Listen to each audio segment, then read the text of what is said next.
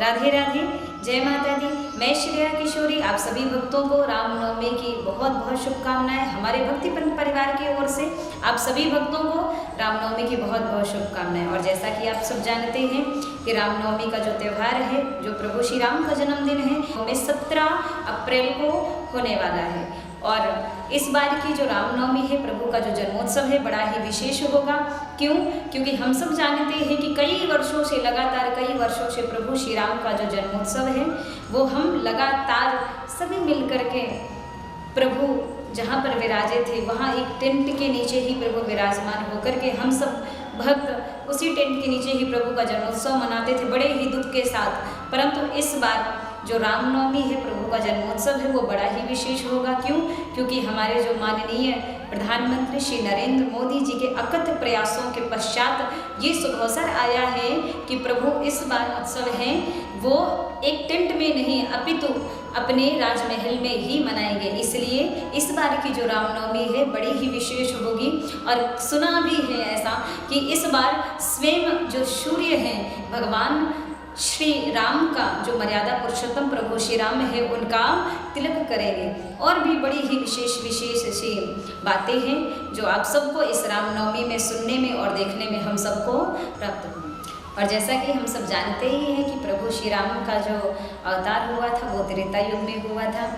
और जो उनके पिता थे राजा दशरथ, वो चक्रवर्ती सम्राट होने के पश्चात भी उनके यहाँ पर कोई संतान नहीं थी। राजा दशरथ बड़े परेशान होकर के अपने गुरुदेव के पास में जाते हैं। गुरुदेव वशिष्ठ से कहते हैं, गुरुदेव मैं बड़ा परेशान हूँ। क्यों?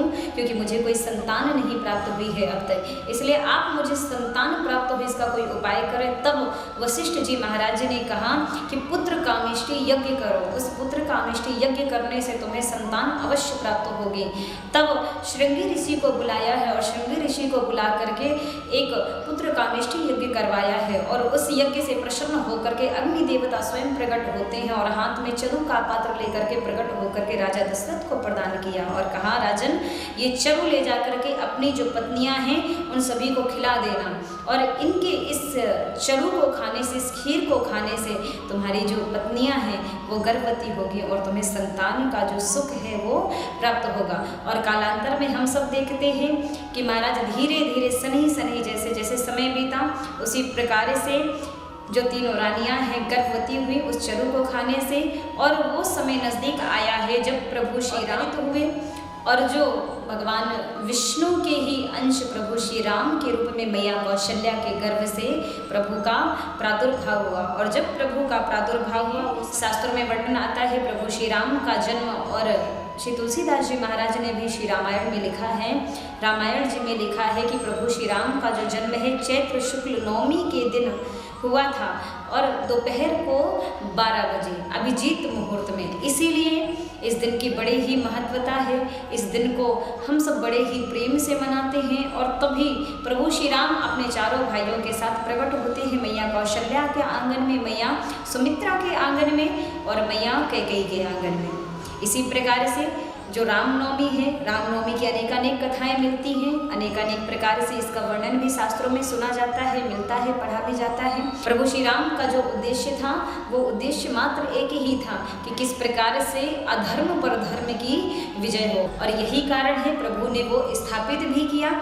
क्योंकि हम सब जानते हैं कि जब रावण माँ जानकी का हरण करके ले गया था तो बड़ी ही कठिनता से, अनेक प्रकार की परेशानियों से लड़ करके भी प्रभु श्री राम ने माँ जानकी को पुनः 7 समुद्र पार करके, समुद्र पर सेतु बना करके पुनः माँ जानकी को प्राप्त किया था और तत्पश्चात पुनः अयोध्या में आए थे।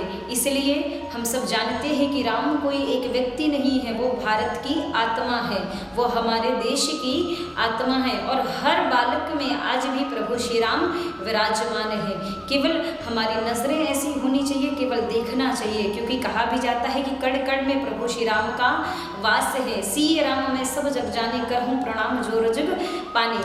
तो इस हर एक कण कण में प्रभु श्री राम और ईश्वर का अंश विराजमान है। इसलिए हम सब भारतवासियों का धर्म है और दायित्व भी बनता है कि जिस प्रकार से प्रभु श्री राम का नाम हम सिर्फ केवल लेते हैं, केवल लेना नहीं है, उन्होंने जो किया है उसको अपनाना भी है। और हम सबको अपने बालकों को, अपने बालिकाओं को, अपने बच्चों को ये बताना है कि राम कौन है, राम का जीवन कैसा था, माँ जानकी कौन है। आखिरकार वो सम्राट होकर के भी केवल अपने पिता की बातों का ध्यान रख करके केवल पिता ने उनसे वचन मांगे और उन्हीं वचनों की पूर्ण करने के लिए प्रभु श्री राम ने एक क्षण की भी देर ना करते हुए तुरंत उसी समय अपना सारा राज्य त्याग करके पुनः प्रभु अपने पिता के वचनों की बात, पिता के वचनों को सुन करके उसी समय उसी क्षण वन की ओर चल दिए थे।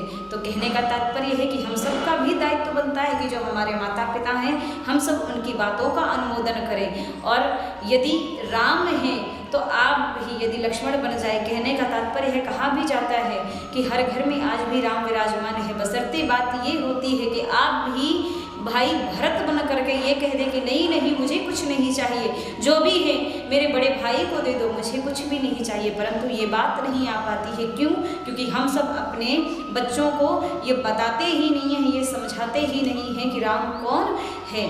तो जिसका उद्देश्य, प्रभु श्री राम का उद्देश्य बस इतना ही था कि किस प्रकार से अधर्म पर धर्म की विजय हो, और वही प्रभु श्री राम ने अपने पूरे जीवन काल में हम सबको दर्शाया और दिखाया। तो हम सब जानते हैं प्रभु श्री राम का जो जीवन था कितना ही संघर्षों भरा जीवन था, परंतु उसके पश्चात भी प्रभु श्री राम ने धर्म की ध्वजा जो उन्हें लहरानी थी वो धर्म उन्होंने कभी भी छोड़ा नहीं। तो प्रभु श्री राम के जीवन का उद्देश्य बस केवल इतना ही था कि किस प्रकार से अधर्म पर धर्म की विजय हो। और वन में जाने के एक नहीं अनेकानेक कारण थे, क्योंकि महाराज वहाँ पर अनेकानेक संत थे। यदि प्रभु श्री राम वन में नहीं जाते तो जो संत थे, जो अहिल्या थी, जिसको प्रभु ने अहिल्या को अपने चरणों से तारा, तो आखिरकार उस अहिल्या का कैसे उद्धार होता।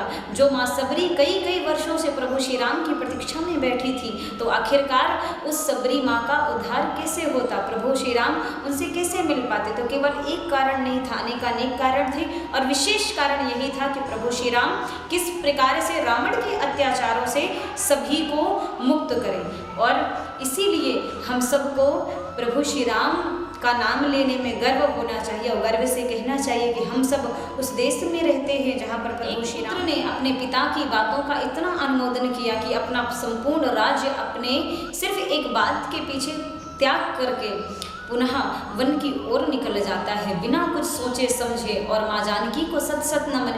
क्यों? क्योंकि उन्होंने भी महाराज कोई कमी छोड़ी नहीं। जिस प्रकार से ये वचन लेकर के आई थी कि जिस प्रकार से मेरे पति की खुशी होगी, जो मेरा पति करेगा उसी कार्य को मैं करती रहूँगी। इसीलिए माँ जानकी की भी अनेकानेक प्रकार से महिमा है। और हम सब जानते हैं कि महाराज हम सबको अपने बालकों को भी यही शिक्षा प्रदान करनी चाहिए कि प्रभु श्री राम ने जो जीवन में किया, जो माँ जानकी ने त्याग किया, जो श्री भरत एवं भैया शत्रुघ्न एवं श्री लक्ष्मण जी महाराज ने किया, उन सब के जीवन चरित्रों को हम सब अपने जीवन में, हम सबको अपने बालकों को, अपनी बालिकाओं को ये शिक्षा प्रदान करनी चाहिए, ये बताना चाहिए।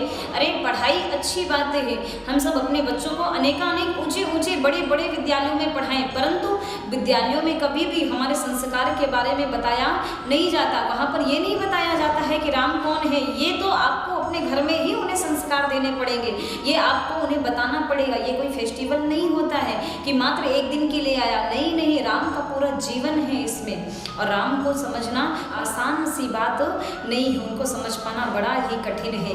इसलिए हम सबको अपने बच्चों को ये बताना चाहिए कि राम कौन है, उन्होंने अपने जीवन में क्या किया, माँ जानकी कौन है, उन्होंने अपने जीवन में क्या किया, किस प्रकार से अनेकानेक प्रकार से रावण ने उनको परेशान किया, परंतु माँ जानकी हमेशा अपने एक ही बात पर अडिग रही कि मेरे प्रभु श्री राम आएंगे और आएंगे ही आएंगे। और प्रभु श्री राम गए और माँ जानकी को वहाँ से रावण के यहाँ से लेकर के आए, और इस प्रकार से अधर्म पर धर्म की ध्वजा लहराई। इसलिए आए हम सब मिलकर के इस रामनवमी को बड़े ही धूमधाम से मनाते हैं। और कहा जाता है रामनवमी पर जो भी रामनवमी का व्रत करता है उस जीव के अनंत अनंत जन्मों के पाप ताप संताप सभी नष्ट हो जाते हैं बड़े ही हर्षोल्लास के साथ में। और एक बार पुनः हमारी जो सरकार है माननीय श्री नरेंद्र मोदी जी को बार बार आभार हम सब भारतवासियों की तरफ से। क्यों?